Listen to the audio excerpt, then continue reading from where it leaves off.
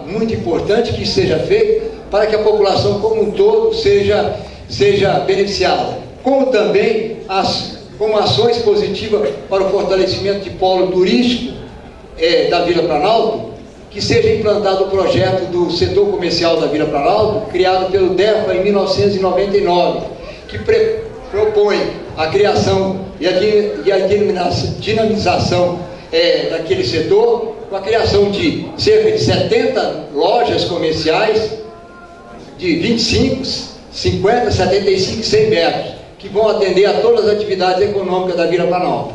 Muito obrigado a todos, eu espero a compreensão do DEFA. Certinho, o senhor Milton, em 6 minutos, trouxe aqui a sua participação. O senhor Wilton, da Associação de Moradores da Vila Planalto. Quero chamar de 5 para adiantar o senhor José César, do Movimento em Defesa do Cruzeiro, a senhora Cida de Paulo, da Associação das Pousadas, e a senhora Sônia Bulhões, presidente da Associação de Pousadas. Já fiquem na lista de espera para ganharmos tempo. Senhor Wilton, o senhor tem 6 minutos. Bom dia a todos. Em meados da década de 90, o GEAP, Grupo Executivo de Assentamento e Preservação da Vila Planalto, foi extinto. Com isso, as atribuições e responsabilidades foram passadas para a administração de Brasília. Neste momento, deu início o processo de descaracterização da Vila Planalto. É importante que sejam criadas novas normas aplicáveis à Vila Planalto.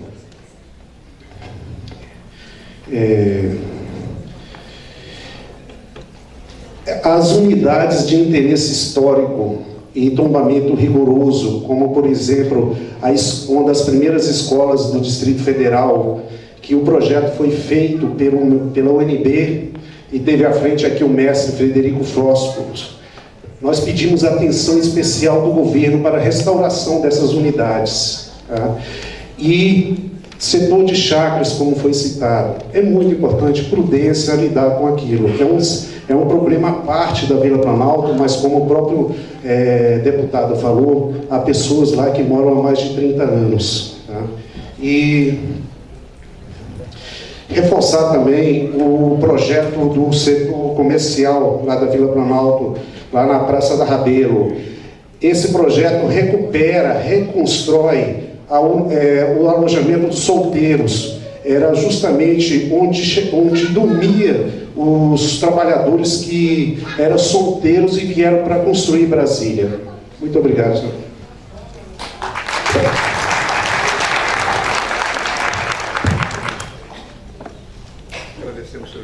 Agradecemos, senhor Wilton, e passamos agora ao senhor José César, do Movimento em Defesa do Cruzeiro. Bom dia a todos. Quero agradecer a CEDAB essa oportunidade de estar aqui mais uma vez. E a minha inscrição foi no sentido de trazer para a CEDAB o abaixo-assinado dos moradores, que contém as propostas tiradas no último dia 30 de maio, em assembleia realizada no Círculo Operário do Cruzeiro. Então, eu passo a leitura do que foi colocado. Quero agradecer também a disposição da CEDAB, especialmente do deputado Geraldo Magela, em discutir alguns dos itens aqui e até melhorar algumas das propostas que foram colocadas pela própria Assembleia. Então, vamos lá. Considerando que a comunidade do Cruzeiro viveu por décadas sem a necessária assistência do Estado em relação às melhorias e manutenção dos espaços públicos, considerando que os próprios moradores empreenderam a urbanização das áreas circunvizinhas das residências, considerando que o próprio GDF editou legislação que contribuiu com a consolidação das ocupações frontais, laterais e nos fundos dos lotes, a qual vigiou por 10 anos, considerando que o próprio superintendente regional do IFAM considerou legítimas as citadas ocupações, classificando-as como arquitetura vernacular, considerando o transtorno social, emocional e econômico que abaterá a população com grande ocorrência de idosos, considerando que a ocupação dela não são objeto de litígio na comunidade, considerando que a população vive desde o dia 13 de março de 2009 em estado de insegurança jurídica em relação a seus lares e considerando que a consolidação das ocupações não comprometem o status de patrimônio cultural da humanidade conferido a Brasília pela Unesco. Ressaltando que sequer foi citado no último relatório da semana passada, né? Nós, abaixo-assinados, solicitamos as seguintes mudanças e acréscimos no projeto de lei do Plano de Preservação do Conjunto Urbanístico de Brasília, PPCUB. Então, diz respeito basicamente ao artigo 85 e artigo 100. Artigo 85. O cercamento da área pública adjacente às habitações unifamiliares do Cruzeiro deve respeitar o seguinte. 1. Na divisa frontal será permitido o avanço em área pública assegurada a calçada de no mínimo 2 metros. 2. Nas laterais do conjunto será permitido o avanço de até 3,5 metros, desde que assegurada a passagem de 3 metros entre os blocos. 3. Será permitida a cobertura de no máximo 50% do avanço sobre a divisa frontal e lateral. Não será permitida a construção de cômodos fechados no avanço lateral e frontal. O tratamento das cercas observará no mínimo 50% de transparência no plano horizontal ou vertical do cercamento. Parágrafo 3º. A área pública estará sujeita ao instrumento de concessão de uso onerosa. Parágrafo 4º. Os cálculos dos valores referentes à outorga onerosa serão efetivados de acordo com o capítulo 3 do decreto 29590, de 9 de outubro de 2008. Parágrafo 5º. Os custos para remanejamento de dano e danos causados às redes de infraestrutura serão de responsabilidade dos proprietários dos lotes que utilizarem cerca. 6º. Será concedida a tolerância de 20% em todos os cercamentos supramencionados, visando minimizar os remanejamentos, conforme aprovado na Conferência Regional da cidade. Parágrafo 7º. Será permitida a ocupação de fundos, desde que mantida uma distância de 1,20 m do meio-fio da via de acesso. Esse item a gente está tentando negociar depois da Assembleia, inclusive. A linha 1, nas residências cujos fundos são voltados para EPIA e a PCD, Avenida das Jaqueiras, será permitida a ocupação de até 30 metros, respeitadas as faixas de domínio dessas vias. Parágrafo 8º. Os proprietários dos lotes ou seus representantes legais, cujas ocupações de área pública estejam de desacordo com esta lei complementar, terão prazo de 24 meses, contados a partir da data do decreto de regulamentação dessa lei, para proceder à regularização. No artigo 100, a gente pede o acréscimo de programa de revitalização do Cruzeiro. No artigo 100, uma vez que não foi contemplado neste artigo, onde cita os principais programas de revitalização. Para encerrar, a gente citou aqui como artigo 100, mas foi corrigido pelo nosso colega Hudson Cunha, que esses subitens estariam, na verdade, no artigo 147, que complementam os programas de revitalização. Ou seja, o programa de revitalização abrangeria substituição da rede elétrica e de telecomunicações aérea do Cruzeiro Velho por rede subterrânea, uma vez que é um dos poucos locais na área tombada que ainda mantém rede aérea. Segundo, requalificação do Cruzeiro Center com autorização de terceiro pavimento, estudo de construção de garagem subterrânea e transformações dos becos e galerias com a cobertura entre os blocos, semelhante com o que foi apresentado aqui para o W3.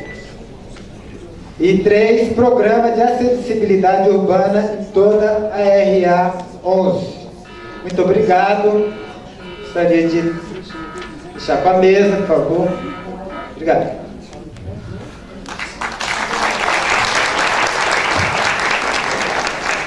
senhora Cida de Paulo, da Associação Pousadas. Bom dia a todos, o meu nome é Cida de Paulo, eu sou vice-presidente da Associação de Pousadas e vou passar o meu tempo para a nossa presidente, a doutora Sônia.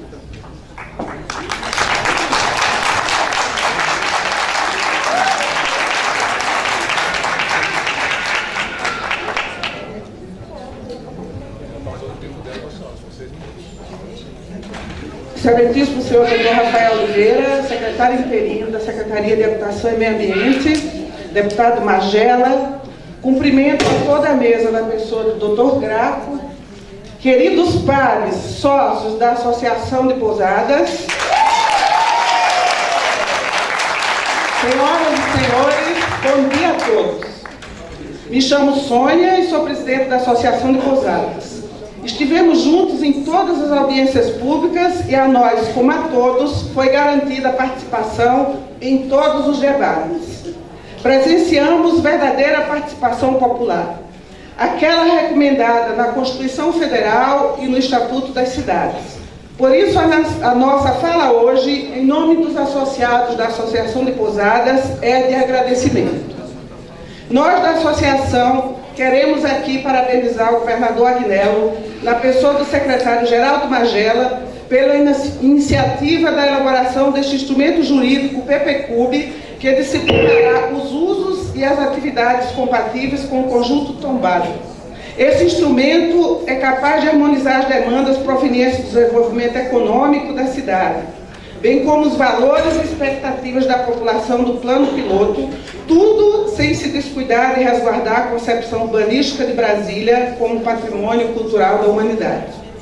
Nos cabe aqui fazer um agradecimento especial ao governador e ao secretário e aos técnicos da SEDAB, porque, imbuídos do espírito público, em todas as ocasiões em que foram procurados por nós, fomos recebidos e ouvidos de forma educada, atenciosa e respeitosa, e agiram sempre de maneira imparcial, mesmo enquanto recebiam informações equivocadas e por que não dizer, algumas maldosas e preconceituosas, de que as pousadas eram um problema para a comunidade e para o tombamento.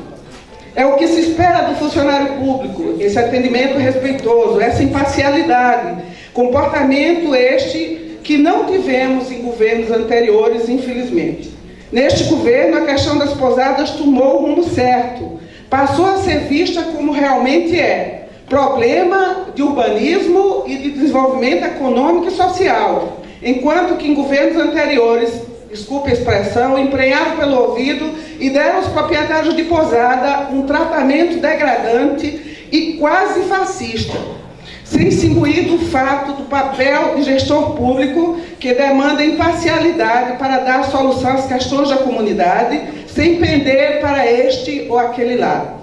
Foi sem dúvida dentro desse espírito público que o secretário Magela e seus técnicos entenderam a necessidade e importância dos serviços que prestamos aos brasileiros que vêm a Brasília diariamente e que não podem pagar os preços caros cobrados pela rede hoteleira local. Isso só foi possível porque os técnicos da SEDAB exerceram o papel que a sociedade lhes confiou. Foram, de fato, técnicos, imparciais, sem se afastarem do humanitário. Este é o papel do servidor público.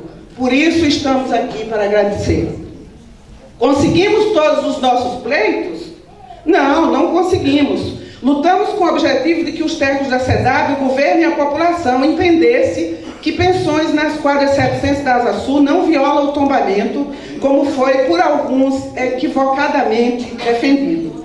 Este nosso pleito não era desprovido de fundamento. Está embasado na letra do artigo 113, inciso 2 do PDOT, Lei número 803/2009, que se encontra esse artigo em plena vigência e eficácia e prevê o uso misto para as quadras 703 a 707 da Asa Sul.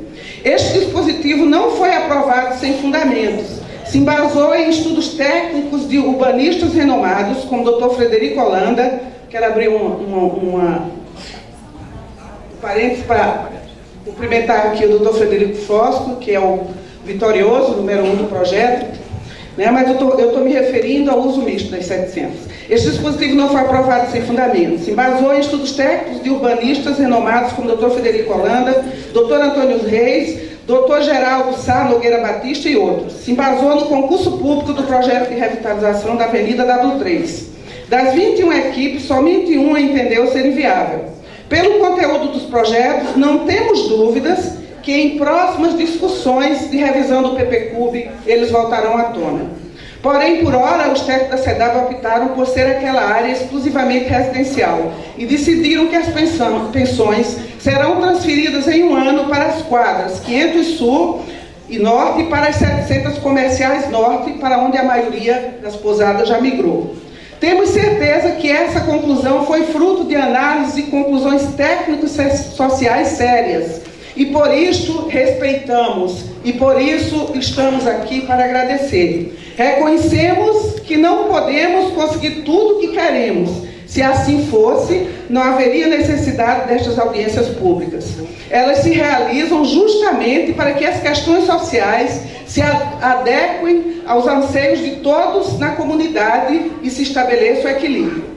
Se há na mesma comunidade interesses divergentes, como é o caso, o importante é que a conclusão seja equilibrada. E nessa hipótese, o projeto de lei em pauta contempla as divergências.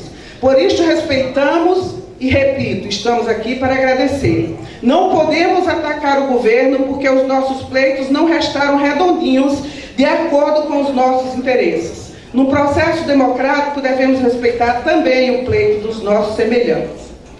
Gostaria, e ainda em nome da associação, pedir às autoridades e à própria comunidade das 700 Sul que reconheçam a necessidade de que os proprietários de pensões precisam de um tempo para se recapitalizar para fazer a transferência dos seus estabelecimentos, porque essas pensões estão interditadas desde 2008 e desde 2008 que não há outra área regularizada, outra área legal para onde elas possam ir. Então, todos aqui sabem que para se transferir um comércio de um local para outro é preciso de tempo, porque exige custos altos. Portanto, gostaria que a comunidade das 700 Sul entendesse essa questão, como nós entendemos que não podemos ficar lá e estamos aqui para agradecer. Muito obrigada.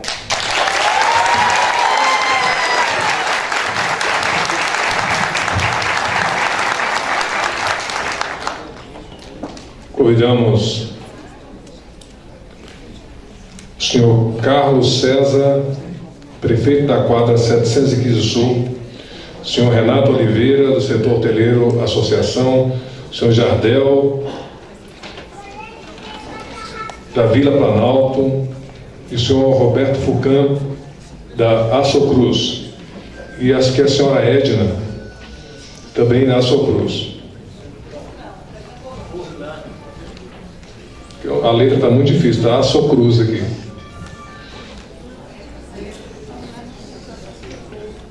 Passamos agora ao senhor Carlos César, prefeito da 715 Sul.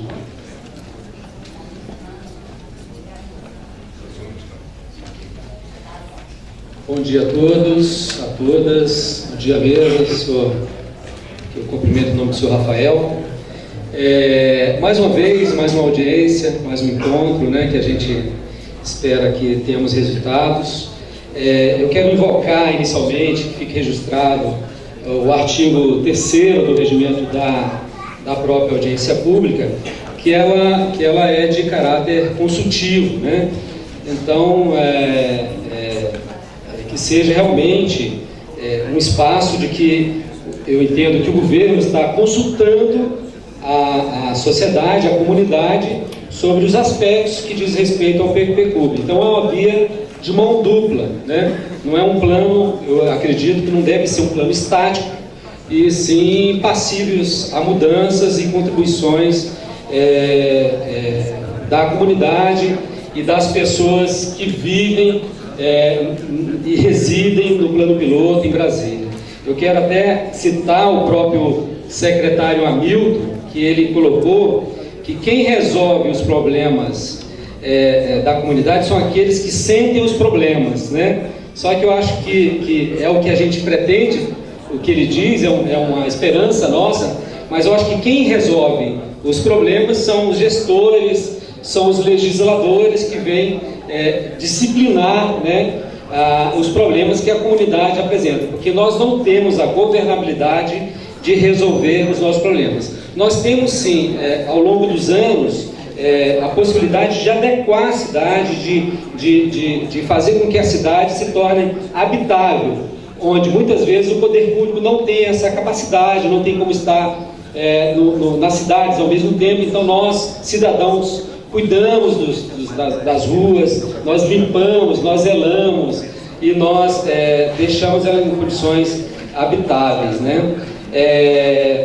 Com relação ao nosso pleito, nós já entregamos por escrito à SEDAB, e eu queria que ficasse registrado que ele encontra respaldo, o pleito da 715 Sul. Eu não vou ler porque é longo, nós fizemos uma série de justificativas. Ele encontra respaldo, eu queria que ficasse registrado que o caminhamento da 715 Sul encontra respaldo no artigo 61, em especial o parágrafo, o inciso 2º, que diz que os acréscimos ou adaptações ao plano original, realizados no detalhamento do plano piloto e na implantação da cidade, estruturalmente integrados aos elementos determinantes de cada escala, constituem os elementos incorporados, os quais não descaracterizam os fundamentos da escala a qual corresponde, mas incorporam valores que tornam essas áreas também determinantes à configuração da escala. Então nós entendemos, a comunidade reunida, a comunidade até aqui, eu queria fazer um agradecimento e até eu acho que a SEDAB também deve, da comunidade ter vindo em peso aqui, senhores de 80 anos, se pudesse manifestar aí a comunidade da 715 Sul, que está presente aqui. Nós reunidos, a comunidade reunida, decidiu que a quadra deve permanecer tal qual como está. Tal qual como está, como ela foi se evoluindo e se adequando ao longo dos anos, nós não infringimos nenhuma escala urbanística que está prevista no artigo 61. Nós temos a convicção disso e apresentamos argumentos de sobra para que o SEDAB incluísse no PPCUB a nossa solicitação, que não foi contemplada. Nós não vimos, nós não conseguimos interpretar, da terceira frustrada audiência para cá, a inclusão das especificidades da nossa quadra no PPCUB, ao contrário de outras especificidades, né? Outras áreas de garagens, de quadras foram contempladas e da nossa quadra não foi contemplada. Nós entendemos que esse respeito a essa área está atendendo com relação a grades laterais, grades frontais, mas temos uma particularidade excepcional, que não é de outros lugares, com a área de fundo das nossas residências, que foram entregues e ocupadas pelos moradores desde a entrega das casas em 62. Nós anexamos à SEDAB esse documento da planta original, cópia da planta original do Rafael, entregue a SEDAB, só que em conversa em separado ali com o secretário, não é minha, essa apresentação não é minha não, viu? Em conversa com o secretário, ele diz desconhecer a especificidade da 715 Sul. Então ele não recebeu esse ofício, que pese ter sido direcionado a ele, talvez pela quantidade de trabalho que a SEDAB tem, não deu tempo de dar uma resposta para nós, mas ele desconsidera essa questão da 715 Sul, né? Nós acreditamos que esse tema, né, o prazo que a SEDAB terá mais uma vez, depois dessa audiência, de avaliar o nosso pleito, que deve ir para a Câmara, para esta casa, considerando os aspectos que foram apresentados no documento com relação à altura das casas, com relação a áreas laterais e frente das casas, né? Para nós, a nível de governo, né, nós fizemos tudo o que tinha que fazer, todo o dever de casa, tivemos audiências com os dois conselhos comunitários da Asa Norte e Sul, que reiteraram a especificidade da 715 Sul, tivemos reuniões na própria SEDAB, né, em que fomos atendidos gentilmente pelo senhor Graco, mas não estamos vendo materializar, né, não estamos vendo deixar muito claro essa questão, porque uma vez aprovado, mesmo que seja a minuta do jeito que está, na segunda-feira a AGFIS virá nas nossas quadras, derrubando cercas, derrubando casas, assim como já tem moradores recebendo notificações e solicitação de embargo e de demolição, né? Cabe a nós agora pedir aos senhores presentes aqui, aos colegas que foram contemplados para funcionar igrejas no SIG, aos colegas que foram contemplados, empresários do CEUB, por exemplo, para a desativação da área pública dele, pedir para que eles somem a nós, né? Nos incluam em suas orações, porque nós estamos falando de moradores que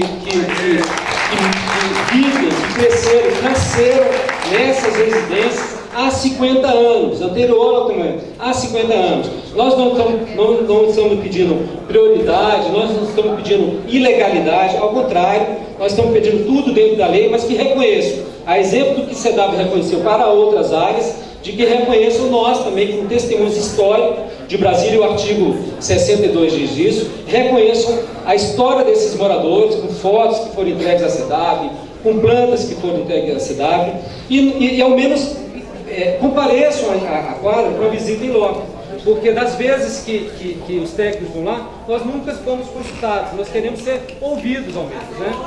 Muito obrigado.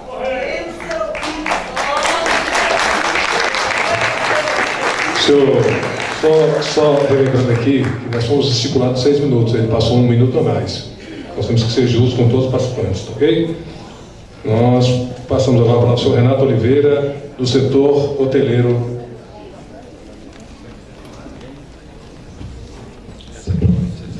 Obrigado. Nós trouxemos a apresentação em PowerPoint para facilitar e a gente não passar do tempo. Então, eu sou o Renato Oliveira, represento um grupo de proprietários do setor hoteleiro. Nós já participamos das outras 3 audiências, as 2 audiências e a reunião pública, e estamos novamente aqui porque consideramos esse espaço realmente democrático e aberto ao diálogo. Aliás, começamos agradecendo à Secretaria pelo diálogo, pela interação que tivemos desde o momento em que protocolamos o nosso pleito na CEDAB em fevereiro de 2011. Agradecemos ao secretário Rafael, ao secretário Magela, deputado Magela, aos subsecretários, Dr. Rômulo, também aos gerentes, ao senhor Graco, à senhora Lídia, a todos os arquitetos e urbanistas concursados da CEDAB que nos receberam sempre nas reuniões, e isso mostra realmente que o avanço nessa área está sendo muito grande. Nós vamos falar sobre qual é o nosso pleito, por que alterar o gabarito dos hotéis baixinhos, né, carinhosamente chamados de hotéis baixinhos. Vamos falar sobre as vantagens econômicas para a cidade e lembrar um pouquinho do Lúcio Costa, né, que o nosso pedido fica bem abaixo do limite que o Lúcio Costa deixou para o plano piloto. Qual é o nosso pleito? Alterar de 13 metros para 30 metros, quer dizer, passar de 3 andares para 10 andares. Existe um estudo do SEBRAE que diz que empreendimentos com menos de 100 leitos, empreendimentos hoteleiros com menos de 100 leitos, tornam-se inviáveis. Esses hotéis, eles todos têm menos de 100 leitos. Para que eles possam crescer e derrubar suas edificações e se reconstruírem novamente, eles estão limitados a 13 metros de altura. Então isso é impossível, é inviável. Nós podemos até perder aquele setor hoteleiro que se encontra ali se não pensarmos nessa evolução natural. E a mudança vai trazer inúmeras vantagens para o turismo e para a cidade. Vamos falar sobre essas vantagens. Quais são esses hotéis? No setor hoteleiro norte, vou dar só alguns exemplos. Nós temos ali o El Pilar, o Biblos, o Casablanca, todos que passam ali de carro ou de ônibus conhecem esses hotéis. E no setor hoteleiro, esse é o setor hoteleiro sul, perdão, nós temos aí o Riviera, temos o Naum, temos o Bitar, temos aí então as 2 fotos do setor hoteleiro norte e setor hoteleiro sul. São 20 projeções de hotéis construídos nas décadas de 60 e 70 por empresários pioneiros. Não são pessoas que estão chegando agora, são pessoas que se dedicaram a essa causa lá atrás. São famílias de hoteleiros, né? Não tem especulador, são pessoas que vivem disso como atividade comercial. São 20 projeções, como já falamos, nas quadras 2 e 3, são edificações de 3 pavimentos. Os hotéis das quadras vizinhas são todos altos, né? Então guarda aquela volumetria que o Lúcio Costa pedia, hotéis mais baixos e hotéis mais altos.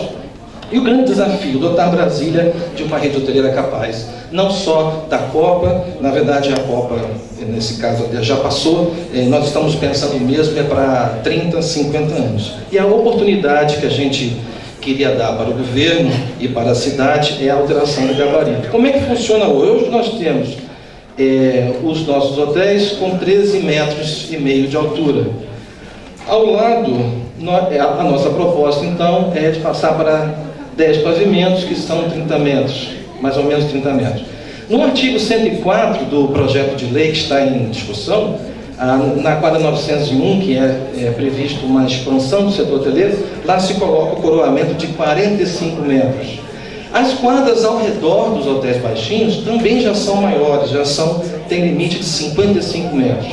E o Estádio Nacional, ele vai chegar a 65 metros. Então, Lúcio Costa definiu o limite máximo de 65 metros para a escala gregária, que é onde os hotéis devem estar localizados. Então, nós queremos mostrar com esse slide que realmente o nosso pleito de elevação ainda continua abaixo do que poderia ainda crescer mais ainda.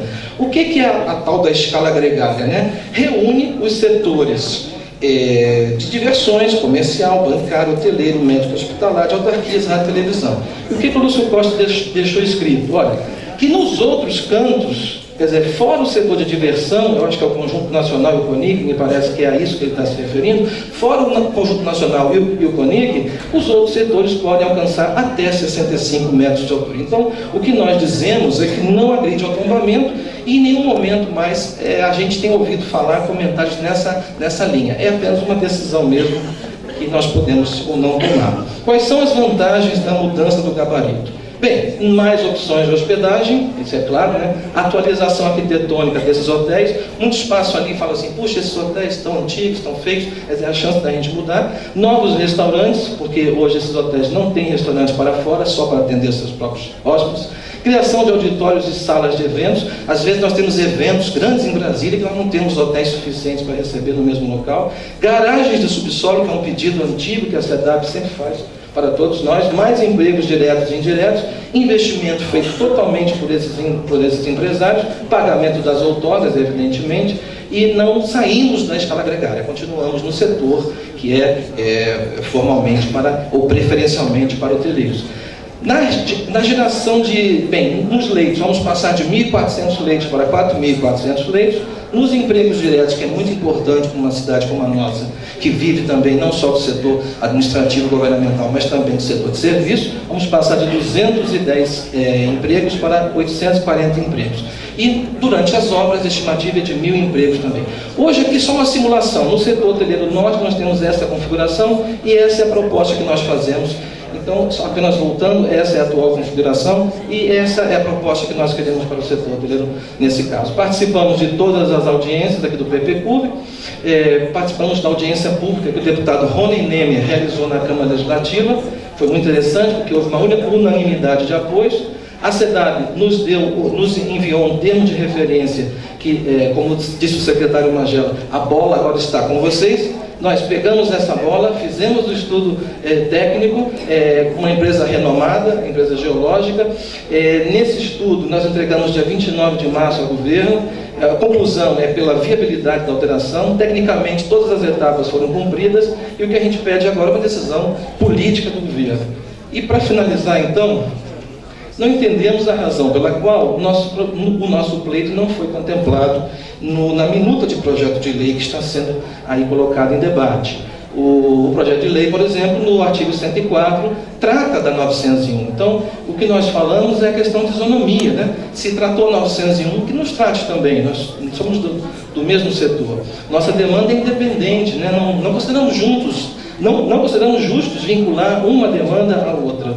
E não nos opomos a nenhum tipo de expansão, inclusive da 901. A nossa discussão não é 901, nossa discussão são 20 empresários antigos em Brasília que querem crescer. E pedimos então à SEDAB que analise o nosso pleito com carinho, com a sensibilidade que vem tratando, e que na versão final do projeto que vai ser encaminhado à Câmara, que o nosso pleito esteja contemplado. Essa é a demanda dos hotéis baixinhos. Muito obrigado.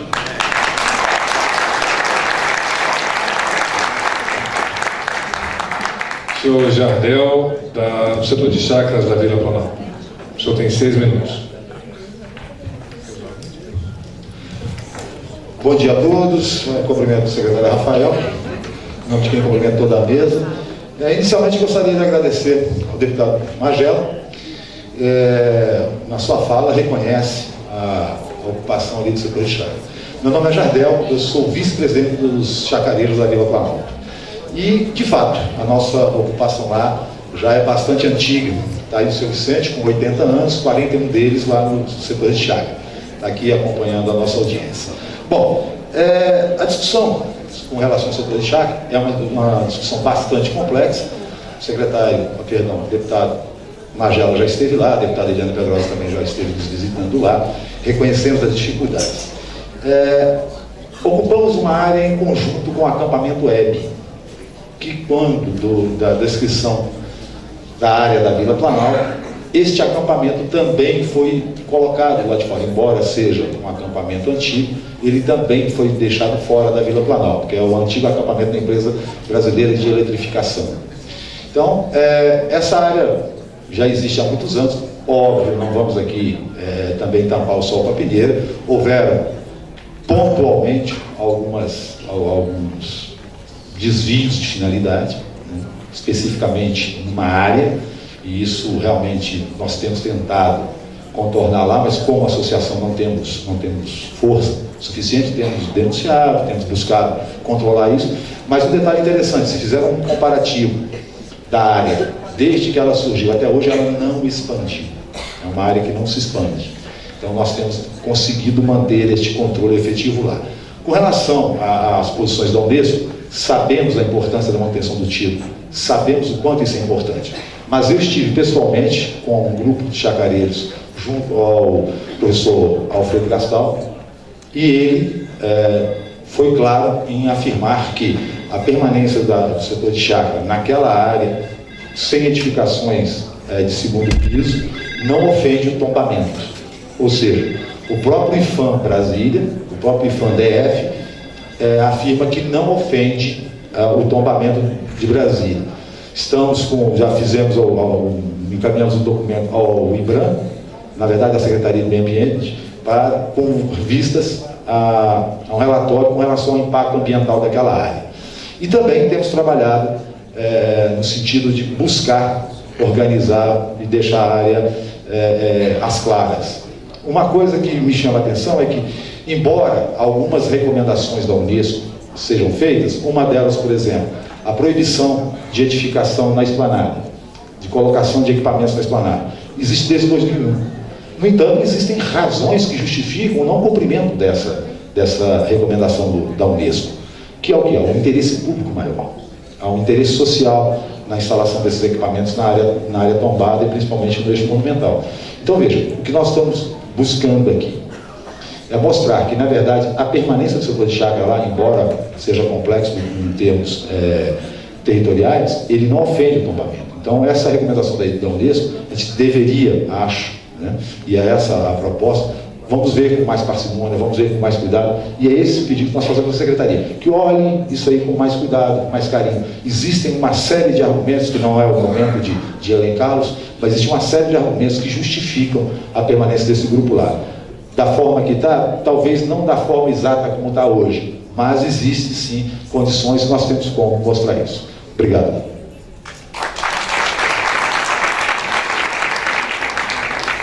Senhor Roberto Fulcan, da Socruz.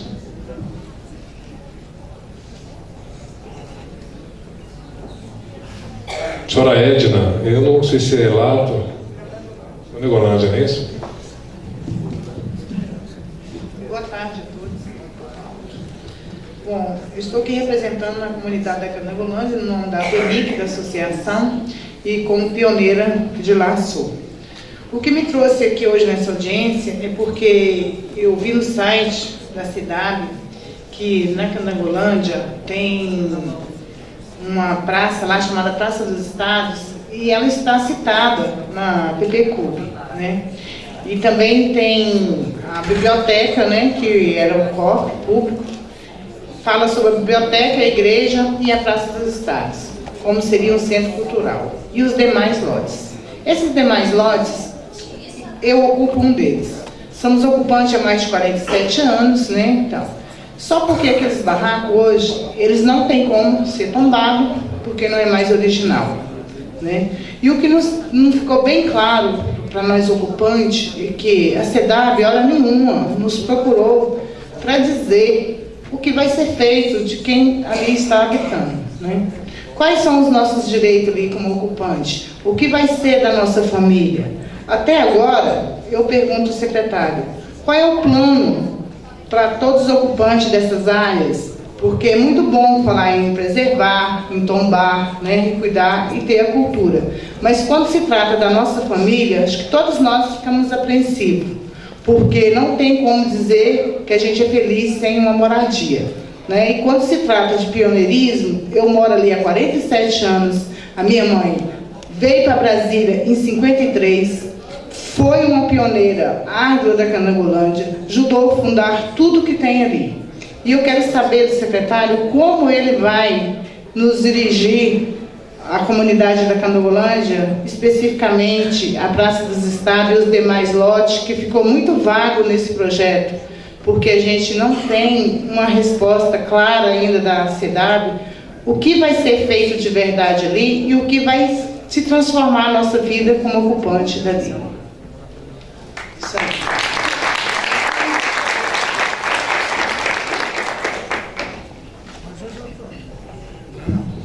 Nós estamos com uma sugestão aqui para ser práticos, fazer um bloco de 15 perguntas agora, a mesa responde e nós teremos um intervalo de 1 hora para o almoço. Se assim aprovarem, permaneçam como estão. Depois do almoço, continua as inscrições normais. Fazemos um bloco agora de 15 perguntas, iríamos fazer de 10.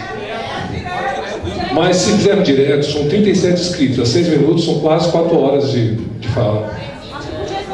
Vai sair do que vamos terminar, porque corre o risco de esvaziar. Secretário. Pessoal, vamos ser bem práticos. Nós aqui não temos problema em tocar de maneira direta, mas não temos problema. Só que tem uma questão objetiva. Daqui a pouco as pessoas vão ficar com fome, já tem algumas que estão, nós temos aqui pessoas de idade que inevitavelmente, por problemas de saúde, vão ter que se retirar. Então, a quebra na audiência, ela vai acontecer com ou sem a parada para o almoço de qualquer maneira. Então, até por um motivo de salubridade, chamemos assim, eu queria combinar que a gente parasse por 1 hora para que as pessoas pudessem se alimentar, descansar e retornar. Só lembrando, deputada, que as inscrições se encerraram na apresentação, como nós havíamos combinado. Se a senhora quiser se inscrever, não tem problema. A senhora já se inscreveu?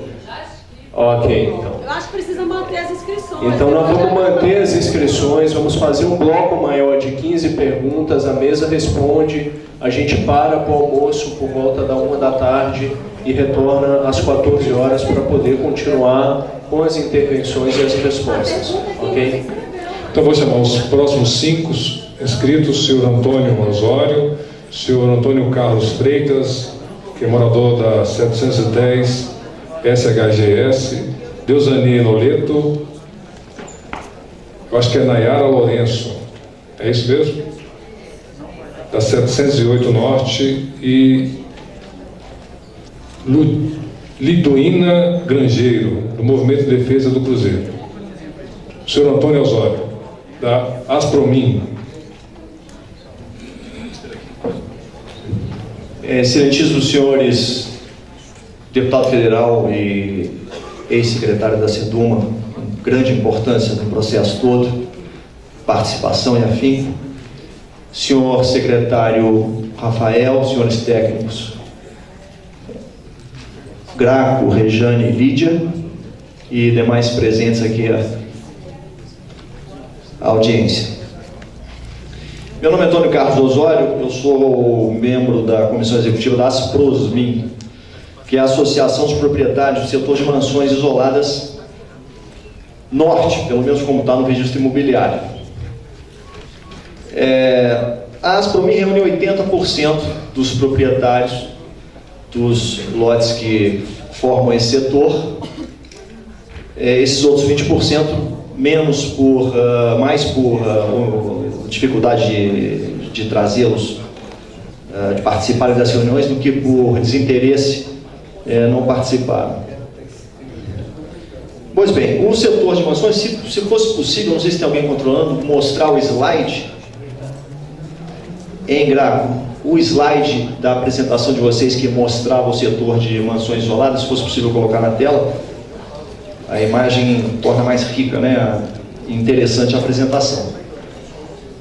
Pois bem, pela norma atual, o setor de mansões isoladas norte tem uma taxa de ocupação de 70%, os lotes são todos muito grandes, de 10 a 22.500 metros. Tem uma taxa de ocupação de 70% e a altura equivalente ao setor de habitações individuais, se não me engano, 8,5 metros. Existe um outro... Isso, exatamente, muito obrigado. 8,5 metros, teoricamente, nos dá uma volumetria, então, equivalente a 3 pavimentos. E essa é a volumetria atual do setor.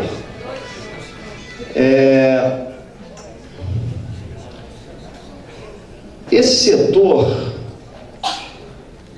antes de entrar no pleito específico, eu queria dizer que a gente percebeu, como diretriz das análises que foram feitas até agora, há o intuito realmente de diversificar os usos. Isso veio da própria fala de Lúcio Costa, não se apegar a restrições demasiadas nos usos, ou seja, diversificar os usos e corrigir concepções que se mostraram equivocadas ao longo do tempo.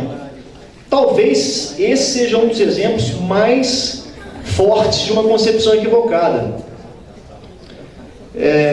De setor de mansões, terrenos enormes, uma concepção de verdadeiros palácios a serem construídos ali, e não ser, pelo fato de serem poucos imóveis, o governo sempre deixou no segundo plano o setor. Até hoje não existe asfalto no setor, para vocês terem ideia.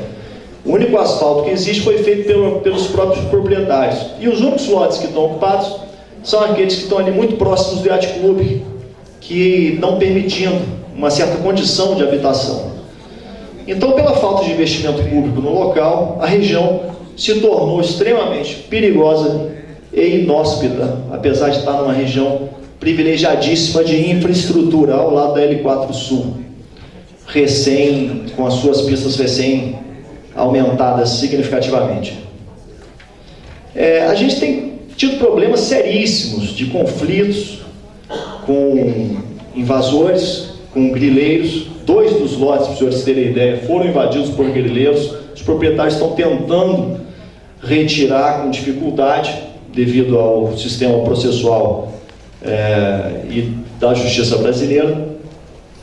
E ali tem sido uma região onde já vem ocorrendo ano a ano vários crimes. Ano passado teve um caso de um estupro e de uma desova de cadáver ali na região. Como só é acontecer nas regiões com essas características, muito abandonadas, sem iluminação, sem asfalto, etc. A solução que os proprietários estão propondo, e esse é o foro adequado, é permitir um maior adensamento populacional através de normas imediatas, como está acontecendo com outros setores, setor de indústrias gráficas, setor de clubes. Existe uma proposta que foi contemplada de fazer uma operação urbana consorciada. Agora, a gente entende que deve haver alguma alternativa de caráter mais imediato, porque a operação urbana consorciada não existe tradição de sua elaboração no DF, e isso, tendo em vista que não seria interesse imediato do governo, pode adiar indefinidamente a questão. Então a gente pede, inclusive na versão anterior era permitido o uso semelhante aos condomínios do SMDB, chácaras, etc., como a realidade foi alterada. A gente gostaria que isso pudesse ser analisado, mas com mais densidade, porque a nossa densidade atual permite isso, e acho que todos os interesses estariam contemplados no atendimento, tanto de proprietários, como do governo, como da população, além do atendimento aos princípios técnicos, com o maior aproveitamento da infraestrutura.